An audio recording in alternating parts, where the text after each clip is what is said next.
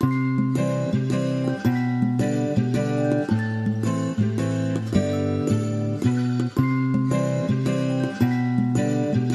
evening! Siguro mapapansin nyo ang lagi kong paunang bati sa inyo sa aming mga mini vlog ay good morning. This time kasi gabi na itong lakad namin ni Ate Yen. Papunta kaming palengke para humanap ng makakain. Naisipang mag food trip pagkatapos ng malakas na ulan.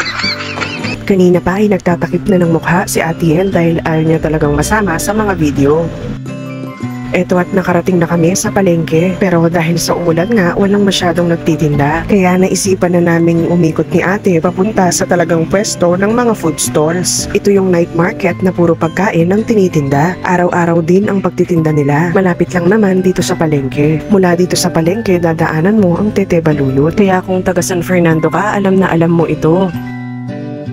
Okay, ito na yung Tete Baluyot na dadaanan mo muna bago ka makarating sa night market. At pagdating nga namin sa night market, ang una naming nabili ay Japanese cake. Gustong gusto nila ate ito, lalo na yung yema flavor. At sa mga oras na yan ay patawid kami ng daan dahil nakita namin itong nagtitinda ng shawarma. Sakto naman dahil nagka-crave kami. Aba, at meron silang buy one take one at single order. Ang in-order namin ay ang buy one take one for 115 pesos. First time lang namin matatry itong shawarma na ito.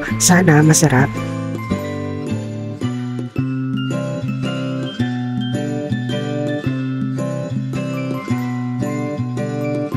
At nang makapagbayad na ako ay bumalik kami ni ate dito sa suki namin na nagtitinda ng pancit gisado, palabok, spaghetti at marami pang iba. Pancit gisado at fresh lumpia ang nabili namin.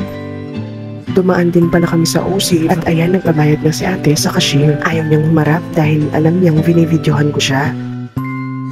Ayaw mo humarap ha, kitang-kita ka naman sa salamin.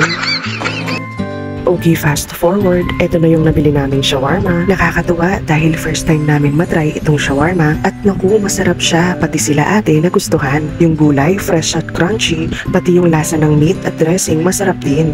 Eto naman yung fresh lumpia na dati na namin binibili, pati itong pancit gisado. At nakabili rin kami ng balot na favorite din namin. Anyway, kinabukasan na ng umaga ito, nakabili din pala kami ng leche flan kagabi. Inilagay ko kasi agad ito sa ref kaya nakalimutan ko na. Pero at least, pagtapos namin mag-breakfast, ay meron kaming pang dessert. Wow! Bago pa mag-pandemic, bumibili na kami ni Papa sa seller ng leche flan na ito. Kaya alam ko nang masarap talaga. Napaka-smooth at creamy at tama lang ang tamis nito. At dahil hindi naman ako sweet tooth, hindi ko rin naman kayang ubusin ito. Kaya itatabi ko na muna para sa mga sweet tooth na kasama ko dito dahil paniguradong ubos ito. Pinapasweet ko si ate yan dito pero ang tumingin ng batang makulit. Oh, hello mo sila.